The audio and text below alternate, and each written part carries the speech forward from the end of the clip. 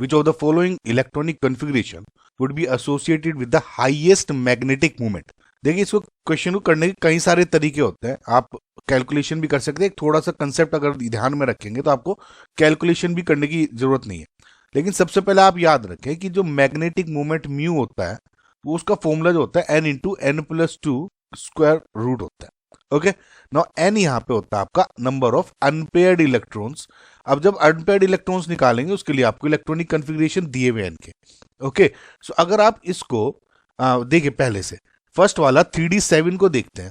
Okay, तो इसमें 1 2 3 4 5 6 और 7, अगर इधर देखोगे तो 3 अनपेयर्ड इलेक्ट्रॉन्स है, तो मैं लिख देता हूं 3 अनपेयर्ड इलेक्ट्रॉन्स। सिमिलरली इधर अगर आप देखोगे तो 1 2 3 4 5 6 7 एंड 8 ये पेयर हो गए। यहाँ पे 2 अनपेयर्ड इलेक्ट्रॉन्स है। सिमिलरली इस वाले में अगर देखोगे 1 2 एंड 3, तो यहाँ पे भी 3 अनपेयर्ड इलेक्ट्रॉन्स हो गए। और इधर 1 2 3 4 5 6, ओके, तो यहाँ पे हो गए 4। अब इसमें या तो आप जो बच्चे नॉर्मल स्टूडेंट्स गलती करते हैं कि इस टाइप के क्वेश्चन में कैलकुलेट करना शुरू कर देते हैं। जैसे अगर मैं पहले का कैलकुलेट करूंगा तो म्यू क्या हो जाएगा 3 इंटू 3 प्लस 2, इसको कैलकुलेट करते हैं और यहाँ पे गलती हो जाती है क्योंकि टाइम भी कंज्यूमिंग होता है। तो इससे अच्छा आप ये या तो ये देखिए कि जो म्यू है यहाँ पे डायरेक्टली प्रोपोर्शनल है नंबर ऑफ अनपेयर्ड इलेक्ट्रॉन्स के। सो जितने नंबर ऑफ अनपेयर्ड ज्यादा होंगे इलेक्ट्रॉन जिसमें भी, तो उतना ही उसका म्यू ज्यादा होगा। तो इसलिए या तो आपको कैलकुलेट करने की भी जरूरत नहीं है मोमेंट। अगर आपको बस ये देखना है कि हाईएस्ट मैग्नेटिक मोमेंट किसका होगा, आपको सिर्फ नंबर ऑफ अनपेयर्ड जिसमें ज्यादा होंगे वो निकाल सकते हैं। ओके, तो फिलहाल इसमें एक और चीज मैं बताऊंगा, लेकिन फिलहाल अब तक जितना आपने देखा उसके अकॉर्डिंग 4 अनपेयर्ड इलेक्ट्रॉन्स है, तो 4 आंसर आ रहा है। करेक्ट।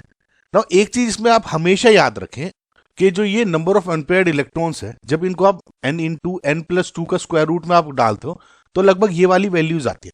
अब इसमें एक चीज आपको ध्यान रखने की जरूरत है कि देखिए अगर n 0 था तो मैग्नेटिक मोमेंट 0, n 1 है तो 1 पॉइंट समथिंग आ रहा है, 2 है तो 2 पॉइंट समथिंग आ रहा है, 3 है तो 3 पॉइंट समथिंग, 4 है तो 4 पॉइंट समथिंग एंड 5 है तो 5 पॉइंट समथिंग। समझ रहे हैं?